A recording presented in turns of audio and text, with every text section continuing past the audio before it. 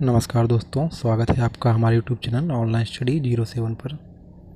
तो दोस्तों, जैसा कि थंबनेल आप देख रहे हैं, बहुत से लोग सवाल पूछ रहे थे कि सर टाइपिंग में हाथ काँपते हैं या टाइपिंग से पहले जो बायोमेट्रिक के 2 घंटे होते हैं उसमें खुद को रिलैक्स कैसे रखें, या जो वहाँ कीबोर्ड मिलता है उसको चेक कैसे करना है, या टाइपिंग एग्ज़ाम से पहले एक दिन टाइपिंग करें या ना करें, या करें तो कितनी करें। तो इन सभी सवालों के जवाब मैं दूंगा। अगर आपका टाइपिंग नहीं हुआ है या किसी भी अन्य एग्ज़ाम जिसकी टाइपिंग आपकी होनी है, सभी एग्ज़ाम के लिए ये महत्वपूर्ण है। ऐसा नहीं है कि केवल जूनियर असिस्टेंट के लिए ही है। आप जिस भी एग्ज़ाम में टाइपिंग है आपकी, वो आपको टाइपिंग देना है, उन सभी एग्ज़ामों के लिए बहुत ही महत्वपूर्ण है।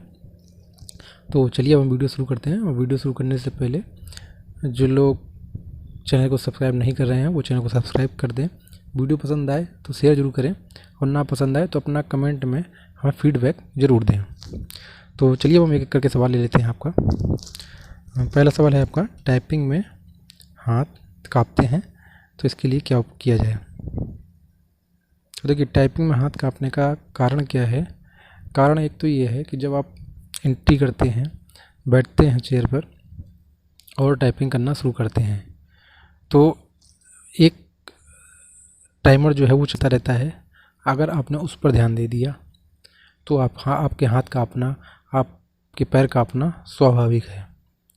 पहली बात तो आपको जो टाइमर है उस पर ध्यान नहीं देना है, क्योंकि आप जब तक देखेंगे, उस पर ध्यान देंगे तो आपके हाथ पाँव काँपने लगेंगे। आपको बिल्कुल रिलैक्स होकर टाइपिंग करनी है, पहली बात। ठीक, घड़ी को नहीं देखना है, जो टाइमर चल रहा है उसको नहीं देखना है। दूसरी एक ये कारण हो जाता है कि हम अगल बगल में जो हमारे लोग बैठते हैं उनकी टाइपिंग पर ध्यान दे देते हैं कि वो तो बहुत ही स्पीड से कर रहे हैं और वो हमसे ज़्यादा स्पीड से कर रहे हैं, तो उनका मतलब कि हमारी तो स्पीड उनके सामने कुछ है ही नहीं। मैं अपना एक्सपीरियंस शेयर करता हूँ। मैं बैठा था सीट में, तो मेरे एक बगल में एक लड़का बैठा था, एक बगल में दूसरे बगल में बैठा था, समझा, एक राइट साइड में एक लेफ्ट साइड में। तो जब मैंने टाइपिंग करना शुरू किया तो जो मेरे बगल में बैठा था वो काफ़ी स्पीड से कर रहा था, जो राइट साइड में था, और एक जो सीधे लेफ़्ट साइड में था वो भी टाइपिंग कर रहा था। मेरा ध्यान राइट साइड वाले पर गया तो वो काफ़ी स्पीड से कर रहा था। तो एक पल के लिए मुझे भी लगा कि अरे, मतलब मैं क्या करूँगा। लेकिन फिर मैंने अपना दिमाग लगा कि मुझे तो केवल 25 और 30 ही लानी स्पीड है, वो चाहे 80 की स्पीड ले, कोई इससे फ़र्क नहीं पड़ता है। तो मैंने बिल्कुल अपने दिमाग को रिलैक्स करके ये अपने दिमाग में बैठा लिया कि मुझे 25-30 ही लानी है, इससे कम नहीं लानी है, ज़्यादा जितनी हो सके तो हो जाए। उसके बाद जब मैं टाइपिंग ख़त्म की तो मेरी स्पीड आई थी 41। समझ गए, हिंदी और इंग्लिश दोनों मेरी 41 ही स्पीड आई थी 2016 के जूनियर असिस्टेंट टाइपिंग में। तो यही आपको करना, बगल वाला चाहे 90 कर दे, चाहे 100 ही कर दे, चाहे 120 कर दे, आपको कोई फ़र्क नहीं पड़ना चाहिए। आपका सिलेक्शन 25 और 30 अगर आप कर देंगे तो आप क्वालिफाई हो जाएंगे, बस इतना ध्यान रखिएगा। हमारी बात समझ गए होंगे। अब आपके हाथ नहीं काँपने चाहिए। अच्छा, एक काम करिएगा, वीडियो को शेयर जरूर करिएगा। शेयर इसलिए करिएगा कि आप जब शेयर करेंगे तो अन्य लोगों तक भी बात पहुंचेगी, वो भी कभी एग्ज़ाम अच्छे से होगा, और आप दूसरों की जब मदद करेंगे तो आपकी भी मदद होगी। अब हम बात कर लेते हैं कि टाइपिंग से पहले जो 2 घंटे बायोमेट्रिक में लगते हैं उसमें बहुत से लोग नर्वस हो जाते हैं, और स्वाभाविक भी है। 2016 की जब टाइपिंग हुई थी तो मुझे नहीं मालूम था कि 2 घंटे का समय लगता है। और मैं टाइपिंग जब मैं देने के लिए, जब एंट्री होती है वहाँ से एंट्री की मैंने, तो एक कमरे से दूसरे कमरे से तीसरे कमरे, इस तरह से काफ़ी टाइम वो लोग लगा रहे थे। तो मैंने क्या किया, मैं मन में हल्का सा गुनगुनाने लगा और थोड़ा रिलैक्स किया, मतलब बिल्कुल ध्यान ही नहीं दे रहा था, मतलब कोई प्रक्रिया चल रही है बिल्कुल। अच्छा, उस समय सर्दियों के दिन थे, तो मैं अपने हाथ की उंगलियां भी चला रहा था, और मैं अगल बगल वालों पर कोई ध्यान नहीं दे रहा था कौन क्या कर रहा है, कौन क्या बोल रहा है, क्योंकि अगर आप उनकी बातें सुनेंगे तो आपका माइंड डिस्टर्ब हो जाएगा, और जब 2 घंटे बाद टाइपिंग में जाएंगे तो आप टाइपिंग नहीं कर पाएंगे। तो इसलिए मैंने बिल्कुल भी ध्यान नहीं दिया था। और इस तरह से आप 2 घंटे रिलैक्स करने के लिए गुनगुना सकते हैं, या कुछ जो बातें हैं आप याद करने वाली याद कर सकते हैं। मतलब बिल्कुल फ्री रहिए, बिल्कुल टाइपिंग पर ध्यान ही मत दीजिए। ठीक। अब हम बात कर लेते हैं आपके तीसरे क्वेश्चन पर। तीसरा क्वेश्चन है कीबोर्ड कैसे चेक करें। लोग क्या करते हैं, टाइपिंग हॉल में गए, उनको कीबोर्ड मिल गया है और माइक्रोसॉफ्ट वर्ड दे दिया गया कि आप टाइप करके देख लें। वो लोग क्या करते हैं, टाइप करके अपनी उंगलियां सही करने लगते हैं। ऐसा नहीं करना है। आपको जितनी भी की हैं सभी की को एक एक बार प्रेस करके देखना है कि उनसे वो अच्छा बन रहा है या नहीं बन रहा है।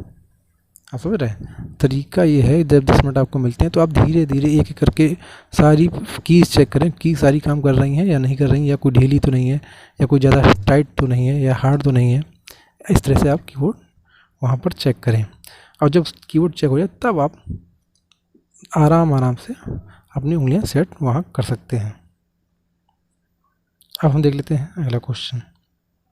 मुझे लगता है कि जो मैंने 3 सवालों के आपके जवाब दिए हैं वो आपको समझ में आ गए होंगे। अब हम बात कर लेते हैं चौथे क्वेश्चन की। चौथा क्वेश्चन था, बहुत लोग पूछ रहे हैं सर टाइपिंग एग्जाम के एक दिन पहले टाइपिंग करें या ना करें। तो देखिए होता क्या है, वैसे तो सभी लोग आपको क्या बताएंगे कि टाइपिंग एग्जाम के एक दिन पहले टाइपिंग ना करें, क्योंकि जिस तरह से जब रनिंग होती है तो एक दिन पहले रनिंग नहीं की जाती है ना, इस तरह से बताते हैं। तो देखिए रनिंग का मामला होता है 5 किलोमीटर दौड़ या 1500 या 1600 इस तरह से। तो यहाँ वो चीज़ नहीं है, यहाँ आपको केवल 5-5 मिनट की टाइपिंग देनी है। तो आप क्या करिए, एक दिन पहले दिन में 3 से 4 बार 5 minute English 5 minute Hindi, 5 minute English 5 minute Hindi, 5 minute English 5 minute Hindi, इस तरह से 4 बार कम से कम कर सकते हैं, कोई दिक्कत नहीं है। और आपकी स्पीड अच्छी आ रही तो इतना भी करने की ज़रूरत नहीं है। आप जिस दिन टाइपिंग देने जा रहे हैं, अगर आपका सेकंड शिफ्ट में तब भी आप 5 मिनट की टाइपिंग लगा कर कर सकते हैं। लेकिन हाँ, आपको लगातार 1 से 2 घंटे टाइपिंग नहीं करनी चाहिए। ये ठीक है कि आप लगातार मत करिए, ऐसा नहीं है कि आपको एक दिन पहले ही आप 8-8 घंटे टाइपिंग कर रहे हैं, ये गलत है, ये आपको नहीं करना चाहिए। लेकिन हाँ, दिन में आप 4 बार बिल्कुल एग्ज़ाम फॉर्मेट में टाइपिंग कर सकते हैं। तो दोस्तों ये थे आपके सवाल और ये थे मेरे जवाब। उम्मीद करता हूँ आपको आपके सवालों का जवाब मिल गया होगा। फिर भी आपको अगर कोई भी सवाल रहता है तो आप मुझे कमेंट करिए, भले ही जूनियर असिस्टेंट की टाइपिंग का ना हो, किसी अन्य एग्ज़ाम की टाइपिंग का हो, आप मुझे कमेंट करिए, मैं आपको डिटेल में बताऊँगा आपका एग्ज़ाम कैसे निकलेगा। और जिन लोगों का एग्ज़ाम निकल रहा है वो कमेंट ज़रूर करें और बताएं कि उन्हें इस चैनल से क्या फ़ायदा हुआ, कितना फ़ायदा हुआ, और हो सके तो भी एक वीडियो रिव्यू भी रिकॉर्ड करके मुझे भेजें, क्योंकि आप लोग जब कुछ बताएंगे अपना एक्सपीरियंस तो वो ज़्यादा अच्छे से समझ में आएगा। तो चलिए दोस्तों, पढ़ते रहिए, टाइपिंग करते रहिए। धन्यवाद।